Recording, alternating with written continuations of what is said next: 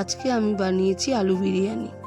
তারপর একটা জায়গায় চাল সেদ্ধ করতে দিয়ে তার মধ্যে তেজপাতা, নুন, এলাচ, দারচিনি, লবঙ্গ দিয়ে দিয়েছি। আদা, রসুন, পেঁয়াজের একটা পেস্ট বানিয়ে নিয়েছি। এবার আলাদা করে পেঁয়াজ কুচিয়ে নিয়েছি। এবার কড়াইতে তেল গরম হলে পেঁয়াজগুলো দিয়ে দিলাম। পেঁয়াজগুলো ভাজা ভাজা হয়ে গেলে তুলে নিলাম।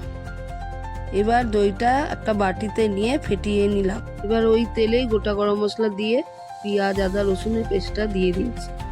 এবার কেটে রাখা আলু, একটু রং দিয়ে নাড়াচাড়া করে তার মধ্যে স্বাদ মতো নুন, একটু শুকনো লঙ্কার গুঁড়ো, জিরের গুঁড়ো, ধনের গুঁড়ো দিয়ে নাড়িয়ে নেব।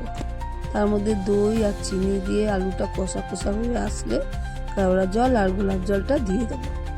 তারপর পরিমাণ মতো জল দিয়ে ঢাকা দিয়ে 2-3 মিনিটের জন্য রেখে দেবো। এবার ঢাকা খুলে বিরিয়ানি মশলা দিয়ে নরম হয়ে আসলে আলুটা নামিয়ে নেব। ওদিকে চালটা সেদ্ধ হয়ে গেলে ভাতটা ঝরিয়ে নেব। তারপর একটা বাটিতে সাদা তেল এবং ঘি গরম করে নিয়েছি। আরও একটা বাটিতে দুধ, কেওড়া জল, গোলাপ জল, একটু রং, আতর দিয়ে মিশিয়ে নিয়েছি। এবার বিরিয়ানিটা বানানোর জন্য একটা পাত্রে ওই তেল আর ঘিটা মাখিয়ে নিয়েছি। এরপরে বিরিয়ানি রাইস, আলু, রং, বিরিয়ানি মশলা, বেরেস্তা দিয়ে আস্তে আস্তে সাজিয়ে নেব।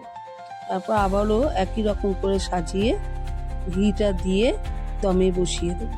ঠিক এইভাবে সাজানো হয়ে গেলে ঢাকা দিয়ে দমে বসিয়ে দেবো। এবার 15-20 মিনিট পর ঢাকা খুলে আলু বিরিয়ানিটা গরম গরম পরিবেশন করব।